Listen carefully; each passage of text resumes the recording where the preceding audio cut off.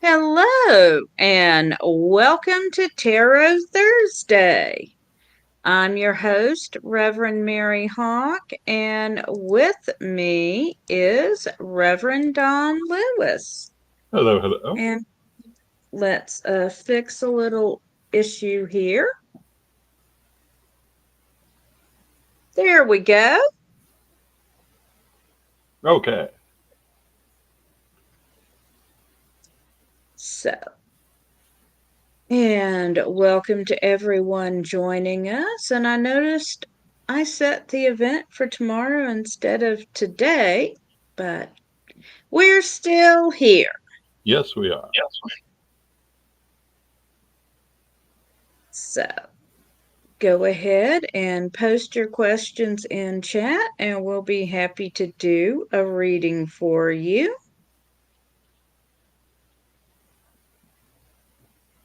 And we're coming up on 3 years with Tarot Thursday. Oh, wow. I didn't realize that.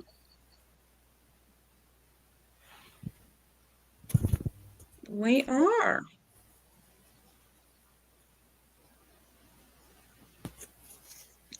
And how are you tonight? I'm good. A little tired. It's been a long day. Yeah, been a long day for me. Yep. It's been a Busy. very rainy day here. It keeps acting like it's going to rain. It just doesn't.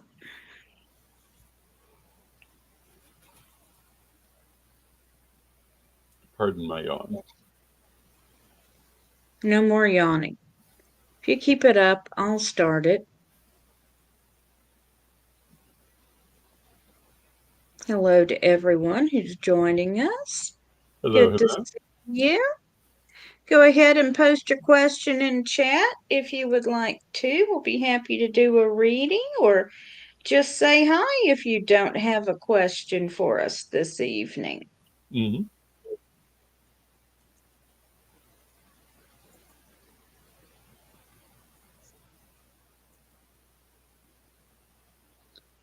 And while we're waiting, I was wondering if you might do a reading from me. I was Hmm. just put on a new project at work, and it's going to be interesting to say the least.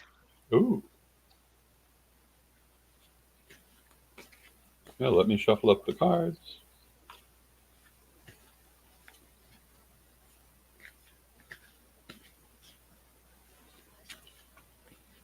Let us read for Mary and her new project. Yeah, I'll be working with lots of people on something with a rather a large project with a short deadline.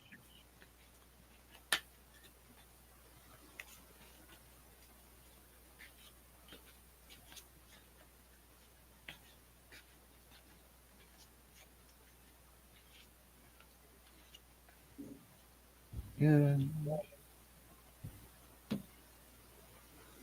we have the Two of Wands, which is new beginnings, new directions. So obviously, it's a new project. It will have perhaps some new and less familiar elements to it. With it is the Eight of Swords, which suggests that you may feel like you can't do everything that you want to do with this.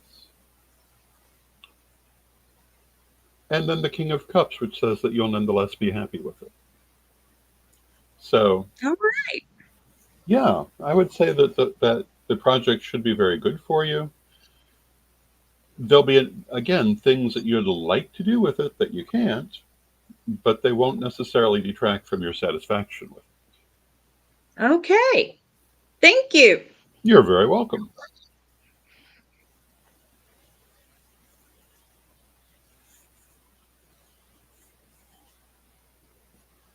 And I see some more people have joined us. So go ahead and say hi and tell us you're here. And if you have a question, go ahead and post it. We'll be happy to read for you.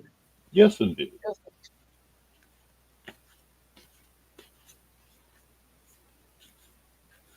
And I will tell a Hella story.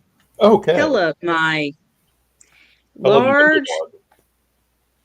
goofy dog who absolutely adores Reverend Don.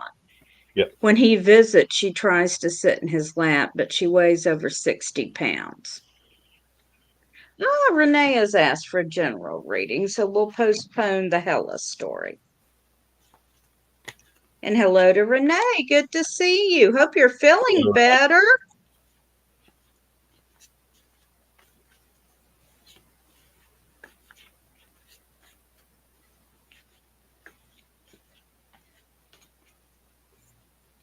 And I have an escapee.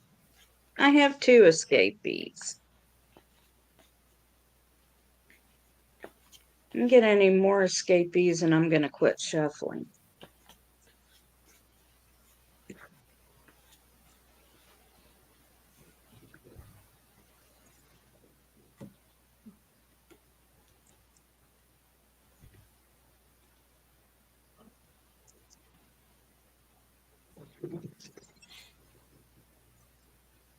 Well, I have drawn three very interesting cards. I've drawn the Soul. I have drawn the Moon and the Queen of Lamps. And all of these have to do with connection to the higher self. They have to do with the expression of the soul in the world. They have to do with magic. I'm going to say that Renee is going to find herself in the immediate future, meaning the next few weeks, in a situation that is of great spiritual importance to her, that's going to be relevant to her life path. It's going to involve magic, and she'll want to use magic in it. Um, the Queen of Lamps, in particular, represents using magic to bring your will into the world. The Moon represents spirituality, but particularly magical types of spirituality. So, what I would say is that this is going to be a time to let that spiritual energy flow. I'm going to draw one more card. She'll think of she'll remember Brian as I do this. And I've drawn the Empress, and the Empress is prosperity, also happiness, success, very positive card. So I think that Renee is going to have a very good few weeks. Okay. Well, the first card that jumped out at me is the stars. And this is another card about connecting with our spirituality and our higher selves.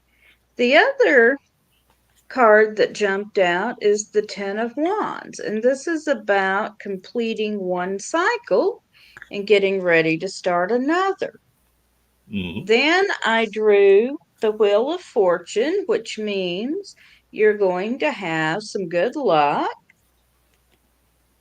I drew the Lovers, and this means you have a choice to make between equally good options, but you are going to have to make a choice. And then I've got the Two of Wands, which means there's something new on the horizon for you. So I hope you find that helpful, Renee. Yes, indeed.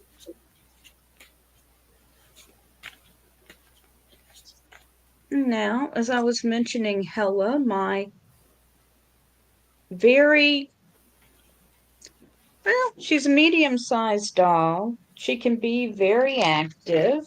And my sister was trying to verbalize an emotional breakthrough she had to me. She was trying to find the right words to express this. Mm-hmm. Meanwhile, Hella was having zoomies and stopping right at Carrie's feet for petting. Then she was sitting in front of Carrie and looking cute and touching one paw and doing all sorts of things to still the scene. And it was hysterical while Carrie is trying to say something very important to her. And I was just like, we are an alien sitcom. I swear. Who writes this? This is a trope. Someone's trying to say something important and the animal steals the scene.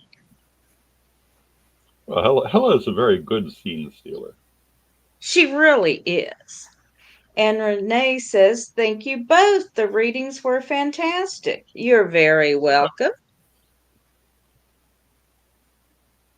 Yeah, Yes, Helen? Go ahead.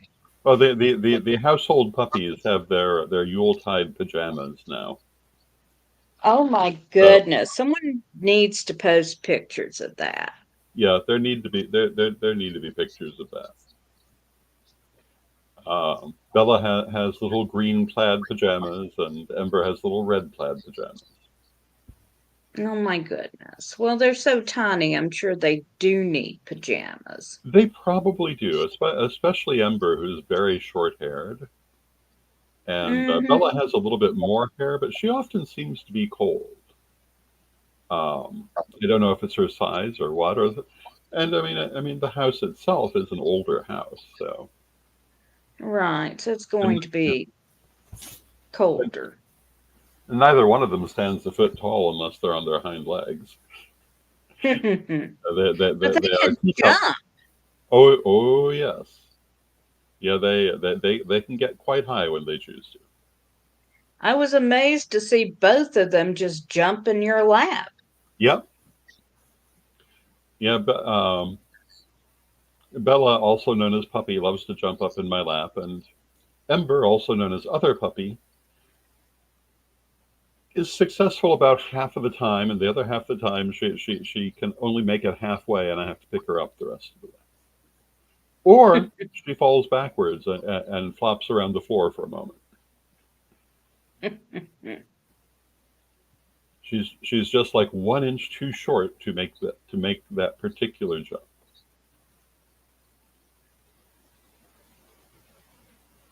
And they did not think I was a dangerous stranger at all. No, no. Hey, Michael, how are you? Oh, hi, Michael.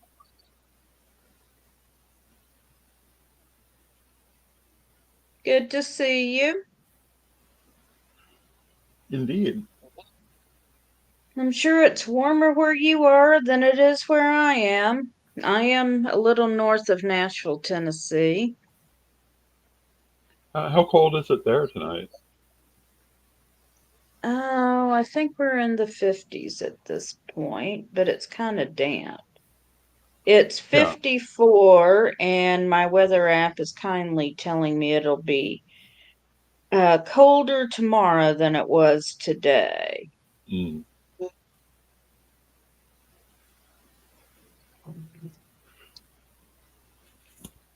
Yeah, it was raining here all day today, so it's quite damp. And And Michael that's what gets. lives in Florida and tells us it's 70 degrees here. Well, in Florida, 70 degrees is comparable to being in the 40s. All the native Floridians will be getting out their big heavy winter coats now. I used to think that was a joke until I lived in Florida and found out no, it really isn't.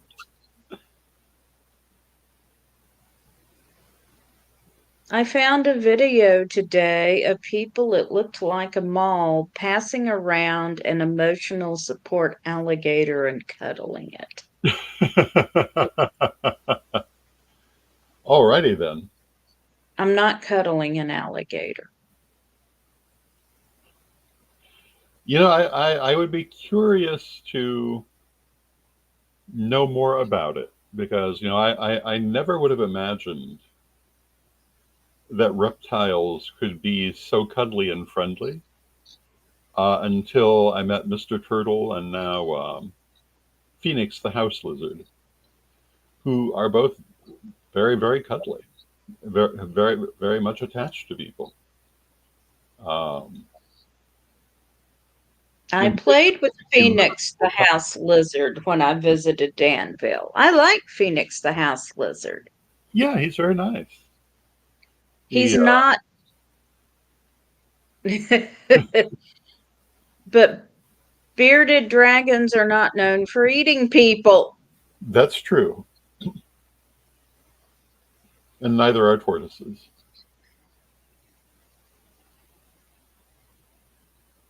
Tortoises are vegetarians mostly. Mostly, yeah. I Now, mean, snapping turtles, on the other hand, will bite you. Or we had most anything. box turtles, which are actually a tortoise, as pets when we were kids.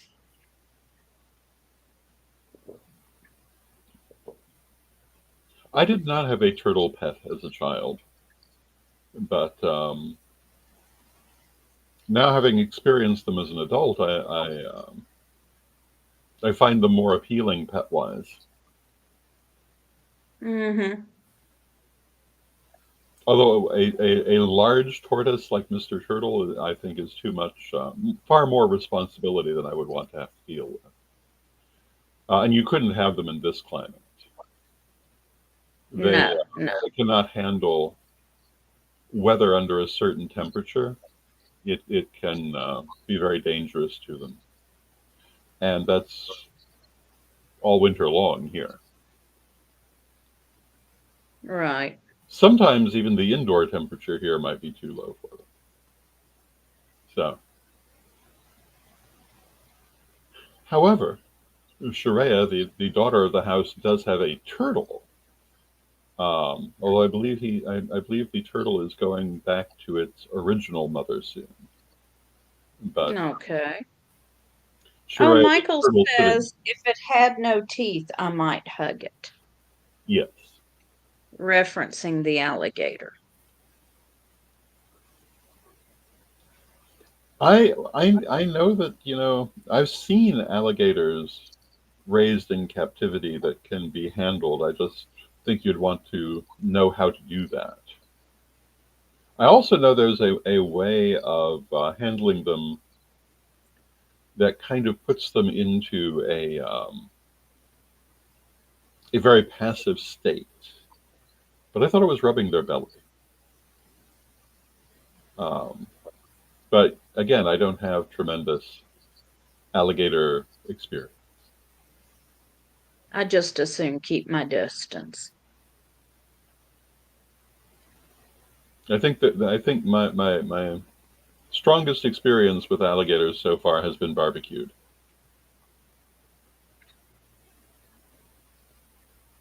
They do taste somewhat like chicken. Now, I have tried alligator tail. It was kind Mhm. of greasy, and I'd just as soon eat something else. I did not find it that way, but maybe the person I had it from had cooked it differently. I don't know. Well, you may have, I mean, I'm also it, not. I think I had it in Africa, so it may have been something may have been crocodile rather than alligator. I don't know. hey, However, Jason. Yes, you can have a general. I understand Well, that there are numerous generals who may be needing a position soon.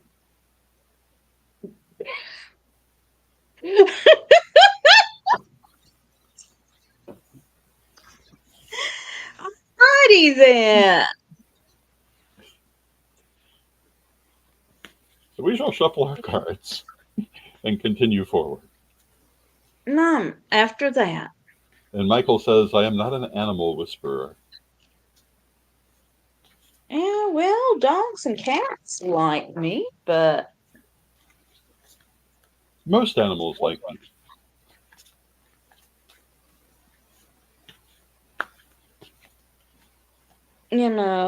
especially if I'm wearing dark colored pants, light colored animals like me. If I'm wearing light colored pants, dark colored animals like me. Funny how that works.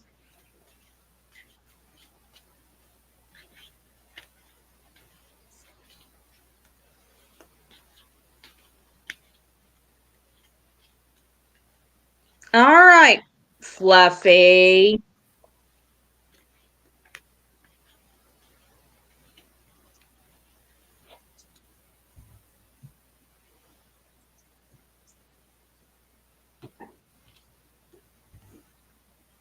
And do you want to go first? Or shall I go first? If you're ready, go ahead and go. So the first card I've drawn is the Eight of Wands. The Eight of Wands says that for Fluffy in the immediate future, things are going to move very quickly. Things may be unexpected, or they may be expected, but faster than expected. So expect things to be moving quickly around you. Same time, we have the Eight of Swords, which says that you may not be able to do everything you want to do in those situations. They may be moving so quickly that they may make it difficult for you to react to them. So you may feel somewhat held back. You may feel like you can't really do everything that you want to do. But we have the Six of Coins, which says that you're going to be getting help from outside. So while you may feel somewhat overwhelmed by the things that are happening, you may feel, like I say, a little held back by them, you're also going to have assistance, either from another person or from the universe as a whole, that will make things easier for you. And I will draw you a Brian card.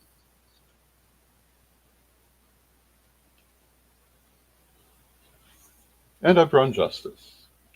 And Justice says that you will get back what you put into it. So if you work for the things that you want, you will get them. And there you go. Okay, first card I've got for you is the Seven of Cups, which says you have several options available to you right now. I have got the Princess of Cups, so don't hold back emotionally. Go ahead, express what's on your mind.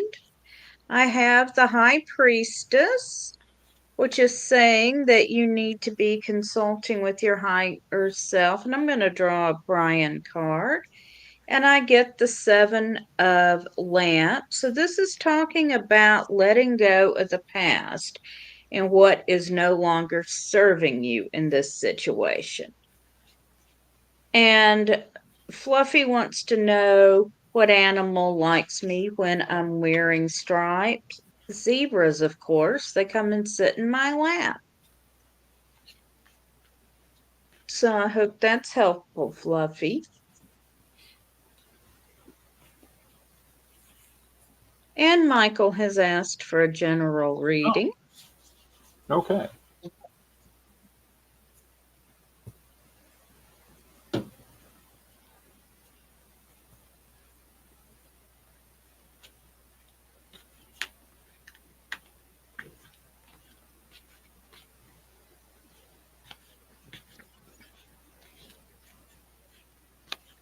You're most welcome, Fluffy.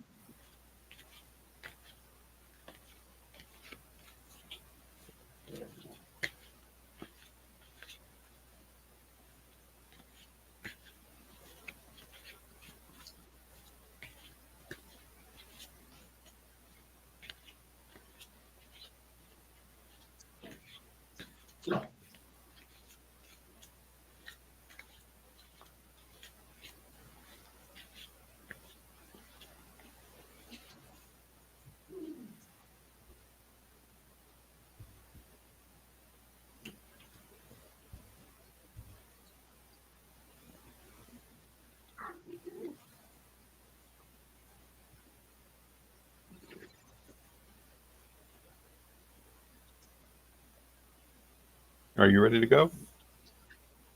You could go ahead and go. Okay. I have drawn the Hermit,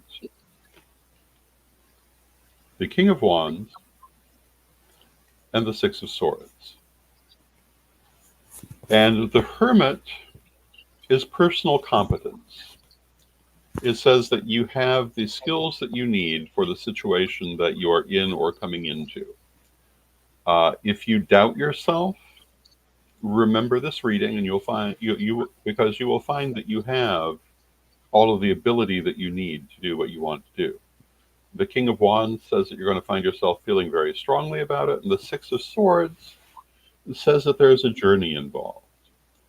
That could be a physical journey, it could be a physical move, could be an internal journey. But either way, it's moving from one place to another. And again, there'll be a lot of passion connected to this. And you may question whether you're able to do it, but you are. And I'm going to draw one more for you because why not? And I've drawn the King of Swords, which says that you have good judgment in this matter. You should trust your judgment. And there we go. And hello to Jasmine in the chat room. Hello, Jasmine. Okay, I've got the Nine of Wands for you. And this says you're feeling stuck, like you're not moving right now. I have the Empress. This is a card of good fortune. It can be a card of fertility. So even if you're feeling stuck, things are growing for you. And I've got the Three of Pentacles, which means being recognized for the work that you do. And I'll draw one more for you.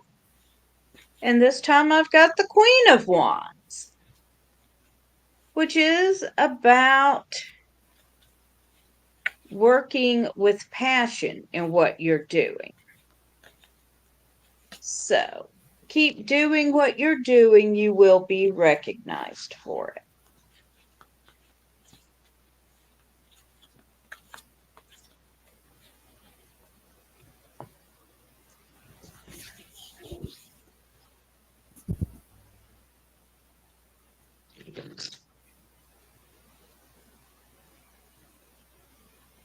And does anyone else want a reading this evening? If you do, go ahead and post your question in the chat on the platform you're watching on, and we will see it. Mm-hmm.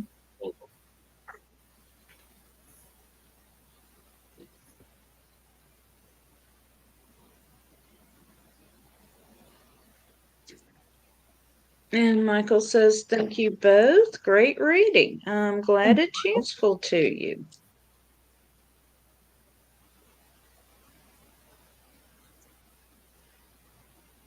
It's also kind of windy here tonight. So I was just noticing the sound of the wind, which is I generally quite appreciate. Well, I'm not hearing it, so the noise cancellation is working. It is. Oh, And now something will come through the window. Desmond would like a general reading. All right, Jasmine.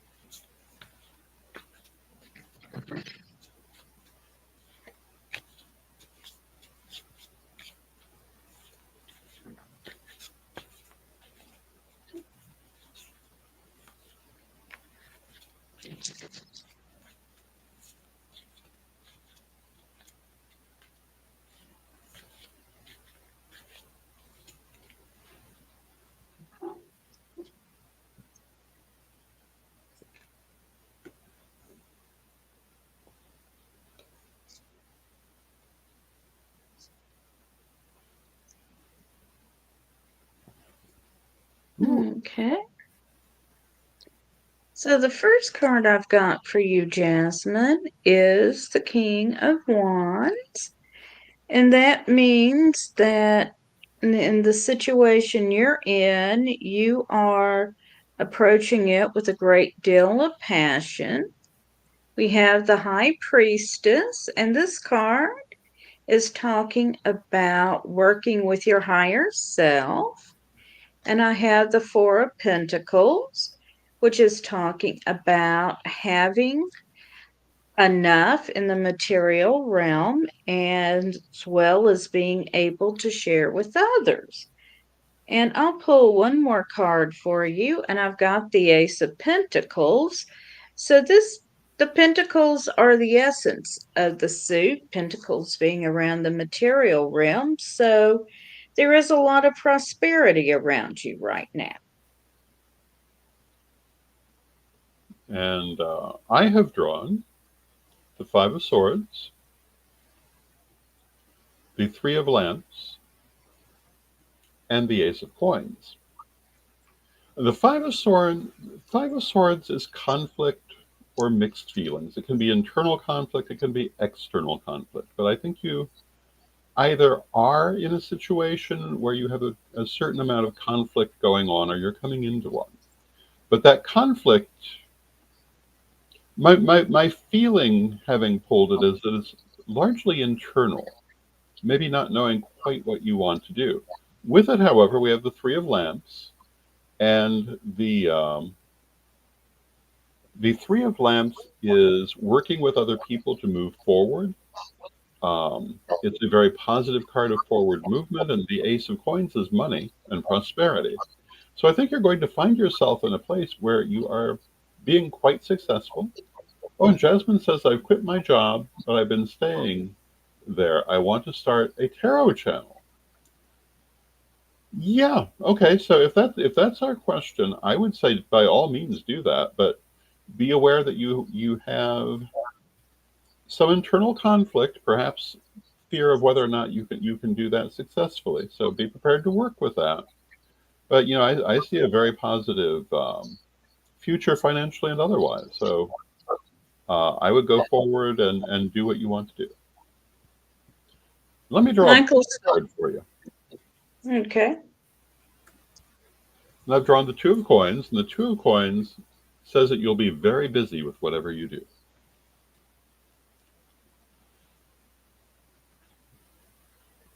Michael asked, how far away are you from the camera? Who are you asking? I think he's asking us both. So And if you're asked, go ahead. um, I I would say I'm probably 2.5 feet from the camera.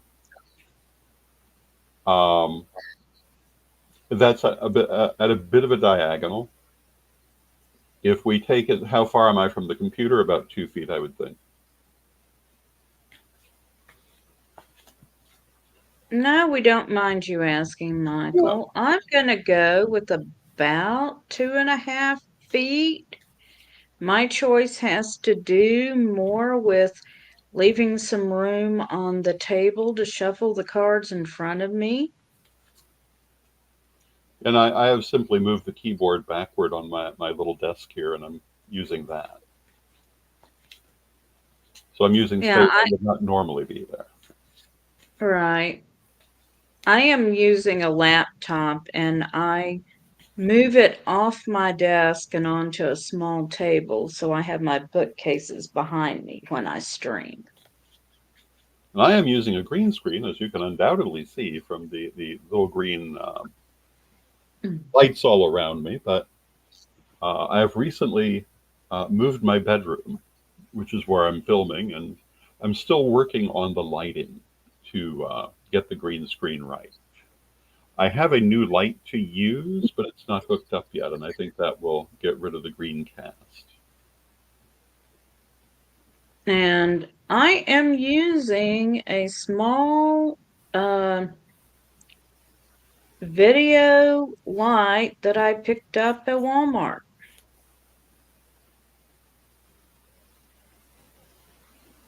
I find that I need the light on my face. Yes, I do too. I have a lamp that I'm using, and in the old room it worked perfectly well, and in this room it does not. Go figure.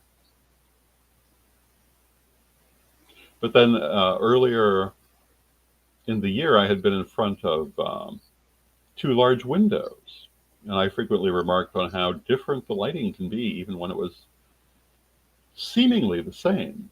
But depending on if the day was overcast or what have you, it would make a difference to how the camera picks it up. I find it very interesting.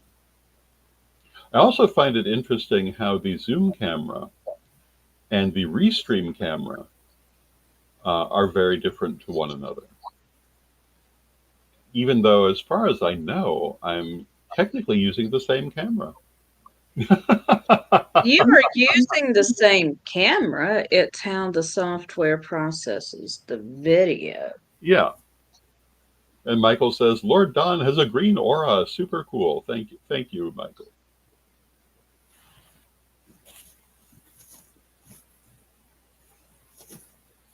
And I do have a green screen, and I have worked with it some, but I've decided the bookcases work Mm-hmm. just fine as a background, so that's what I'm using at the moment. Yeah, when I was in Florida, I used to film in my office, and I would just use the bookcases in the background as the background, and it worked beautifully well. It did.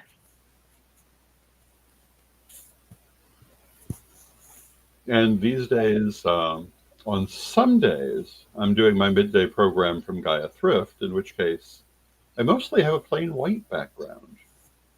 Which That works. I'm not, I'm finding that reasonable. Oh, and Jasmine says, "Thank you so much, Mary and Don." Thank you, Jasmine. And what time zone are you in? And I'm in Central Time. So am I. So it is 9:36 here. In the US. Yes. We should add. US.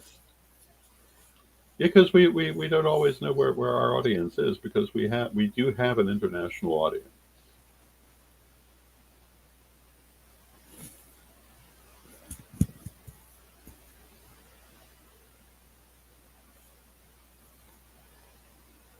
And if anyone else has a question for us, feel free to post it in chat. Mm-hmm.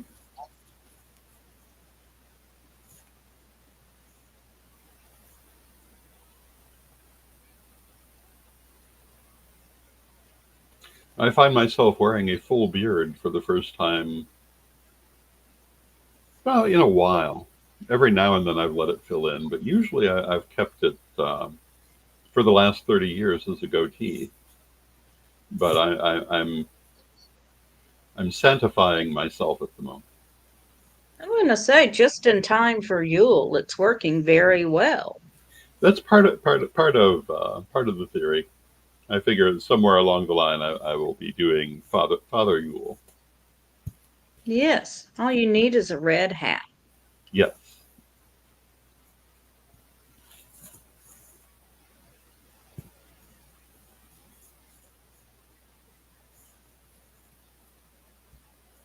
And a reindeer. Oh, that will be Ember. There's already the plan to get her one single little antler to tie on her head, like the dog from The Grinch Who Stole Christmas. She looks so much like that. Yep. Yeah, she will be perfect. We have discussed trying to do that with Hella. It would be. Well, it won't be easy to do it with Ember, but I don't imagine it would be easy to do it with Hella either. No. No. Although the difference is that Ember and Bella both are used to being dressed, so they might take it more easily. Well, Hella like will Hella wear a thunder shirt, so she Okay. might go for a Christmas sweater. Okay. Bella, in particular, has several cute little tutu-type dresses that she gets to wear. Hello to Jeff in the chat room. And Jeff Go ahead. says, any advice on starting to read tarot professionally? Do it. I have lots of advice on that subject, but I think the let me see what I think the most important things that I was taught when I started reading professionally 40 odd years ago. The first is that the clients who come to you are the ones who are meant for you, and to accept that and don't question it. And that means, among other things, some days you're going to have more than others, but there are reasons for that may not be evident. And, occasionally you'll get that person who does not really appreciate the reading, but it was still meant for them and may have greater meaning for them later. The other thing is, trust what you get. Um, Always clear and release your excess energy both before and after the reading. Make sure you do not take clients' energy home with you. That probably is the most important piece of advice I would give. The other things that I would say might depend on where you're planning to read tarot professionally. Back in my day, I read at the psychic fairs, and there were a lot of things you had to be mindful of at a psychic fair, including appearance and presentation, because very often people would choose their reader. I mean, they would choose them based on energy, but also very much on appearance and presentation. Um, Now, Jasmine says, I start reading off people's energy. Well, yes, that's very normal. And I start taking their energy on me. How do I not do that when I'm reading? And the answer is, you can't not do that when you're reading, but the key is to get rid of it afterwards. And what you want to do is you just want to release all excess energy. I usually visualize a white light pouring through me, taking all excess energy out. I imagine it like water running down through my body, out through my arms and my legs, out to my hands and my feet. And I would do that both before and after a reading. Of course, you'll pick their energy up while you're reading them, but then you let it go right back out of you. And that is very important. When I was reading back in the day, back in the Goddess Help Us All 1980s, I was first reading for the D&H Psychic Fair circuit. And if I remember correctly, D&H stands for Dorothy and Helen, who were the ladies who ran the circuit. But it was heavily made up of spiritualists. And to my surprise, they mostly did not seem to know how to clear that energy. And I saw a lot of what I used to call glassy-eyed dead psychics, people who had been overwhelmed by picking up too much energy and never letting it go. And they sometimes thought they were in a great place, but they were very ungrounded.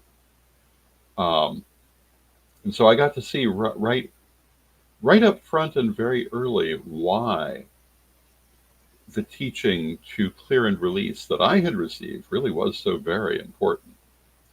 So what I would say is, of course, you'll pull their energy in while you're reading them, but then push it right back out when you're done. And what else is good? Trust what you're getting, even if it doesn't seem to be hitting. Sometimes you will find out afterwards it really did, even if it didn't seem to. And sometimes the person will say, "Oh, you didn't get anything. I don't recognize any of that." But I've had situations where 6 months later I saw the same person. They said, when I got that reading, I didn't think anything hit, and then it started hitting. So trust what you get and stick with it. And those are the most important things I would say. If you are reading in a psychic fair type of situation, well, anywhere you're reading where the client can see you, you want to pay attention to your presentation, to how you look. The other thing is learning how to be comfortable speaking. Some people just naturally are. Some people have to learn it as they go. But by doing this, you will learn how to effectively communicate with people. The more you do, the better off you will be. And, I found different people had very different ways of reading, both in the obvious sense, in that there were so many different specialties, and some of them were quite amazing, but also in how they related to people. My friend Novala, who was one of the star readers of the circuit, it was once said of her that you could buy your $20 ticket and sit down with her, and for 10 minutes she would be your best friend in the world, and that's exactly the feeling you got from her. She was a, I believe, a triple Leo, and all of the compassion and love and drama that can go with that sign, she manifested beautifully. Um, there was another reader by the name of Lance who was also very dramatic, but in a different way. He was known for screaming at his clients, for scolding them, for carrying on, and for playing the Flight of the Valkyries behind him while he read. But Wow. people came for this. They found his style of reading, even though I would have considered it a bit abrasive. Many people loved it, and as far as I know, he was a very good reader, but he read in exactly the opposite way. And there were so many other people with other ways of interacting, and so many different styles of reading. My friend Rosemary, who I so often refer to, who is one of the best psychics I've ever known, although many of these people were some of the best psychics I've known, but she, I think, could read virtually anything and frequently did. She had so many different things on her little reading desk that it was quite amazing. The most peculiar one I remember were palmistry cards, where instead of reading your palm, she was also a palmist. But instead of reading the palm, you would draw cards which had pictures of hands on them, and individual palmistry features indicated, and she would read you that way if you wanted that. Or she could do astrology, or she could do numerology, or she could do any number of fascinating things. And probably the most unique person that I remember from the J&M Fair Circuit in terms of what they read was Marlena Berndt, the Rock Lady. And she read stones. And she read them in a certain way, but she read them according to the quality of the stone. And you would choose stones, and she would read them for you. And she was the M in J&M. And then I also knew Terry Milton, the Stone Lady, many years later in Salem, who also reads stones, but in a different way. And it was fascinating to see how this same specialty could be engaged in very different ways by different readers, both very, very good. If you ever have a chance to get a reading from Terry the Stone Lady, absolutely you should do it. Unfortunately, you will not be able to get a reading from Marlena the Rock Lady because she has crossed into spirit some years ago, as have several of the people I'm talking about, because I'm old. The people I knew who when I was young are not necessarily still here. Some of them are. But yeah, I knew some very interesting people. Now, the most fascinating way of reading that I heard of, but I never met this lady because she had already passed into spirit by the time I was there, was the Doll Lady. I do not know her name, but she had a table full of dolls. I believe there were 40 some of them in different little costumes. And she would ask people to choose the 7 dolls that appealed to them. And then she would read them by what they chose. And that was a very fascinating form of reading that I never actually got to see. And then Robin Lochurko, another one of the more interesting psychics I have known, would read bones. And she had a box of trinkets, and you would choose your trinkets. It's a traditional African form of reading. Later, she created actual bones to read from. She took the bones and she painted them artistically with various symbols, and they were quite interesting. Um, they became works of art in their own right. She was another reader who could read literally anything, um, and it was quite the education. And my advice is, if you can get into a situation where you're reading with a psychic circuit in psychic fairs, it's a very good education in reading, though they're not as common as they were. Today, a lot more people read online, which is great, but you don't necessarily have the opportunity to interact with and learn as much from other readings, or from other readers, I should say, as you do from being physically with people. And one of the things we used to do is we would trade readings during downtimes, and in that way we would learn how each other would read. It was all quite interesting.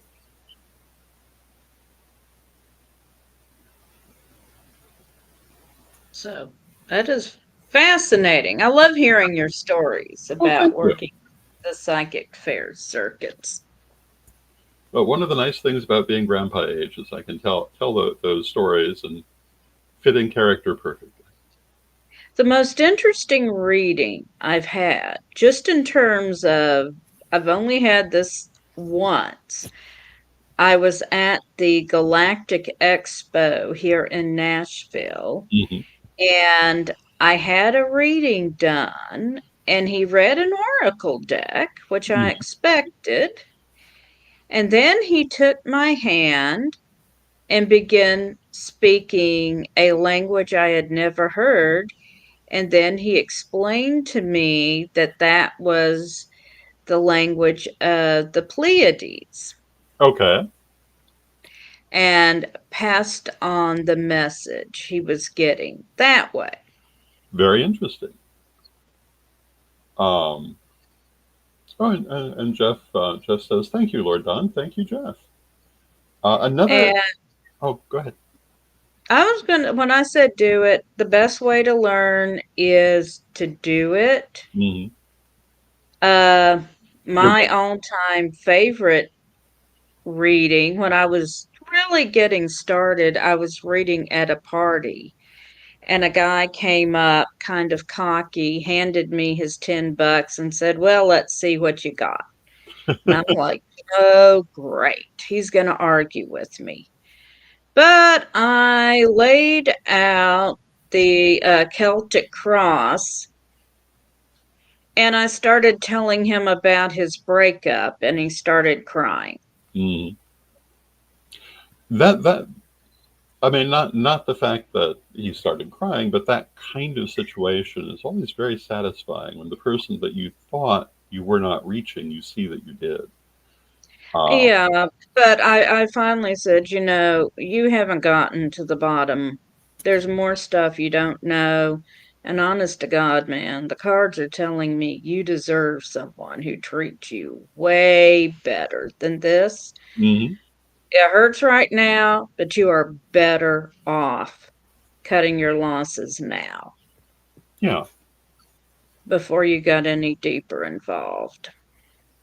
One of the things I found interesting, and it happened to me several times over the course of the many years I was doing that, is the person who will come and they will not give you any sign at all of reaction. Mm-hmm. And most commonly, at the end of that, they would say, "Oh, that was a great reading." And you've been sitting there the whole time thinking you were not hitting anything. But that's why I say trust what you get and go with it. Because If even if it doesn't seem like it's hitting, it may. if I'm reading cards, I'm focused on the cards Hmm. until I get through whatever spread I've pulled. Because if I'm probably going to pull a Celtic cross.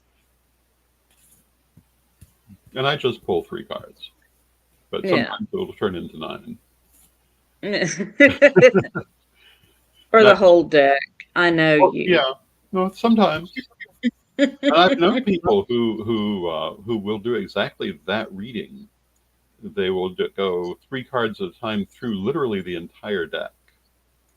I rarely do that, but I started out like other tarot readers with different kinds of spreads for different occasions and so forth. But I found, well, back in the D&H fair circuit, and later to a lesser extent at J&M, that they wanted all their readers to do at least one lecture during the day.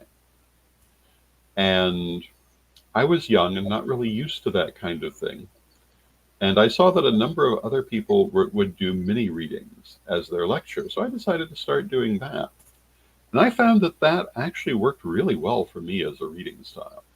And eventually I stopped using spreads, um, like the Celtic Cross, in favor of a 3-card spread. Um, Occasionally I'll do a bigger one even now, but not very often. But then I'm a Gemini, and moving quickly works well for me. And I find the 3 cards tend to do that. Um, and yeah, I when I was doing psychic fairs, I did tarot. Occasionally, I did playing cards. I did palmistry. Sometimes I did numerology. I did dice. I did.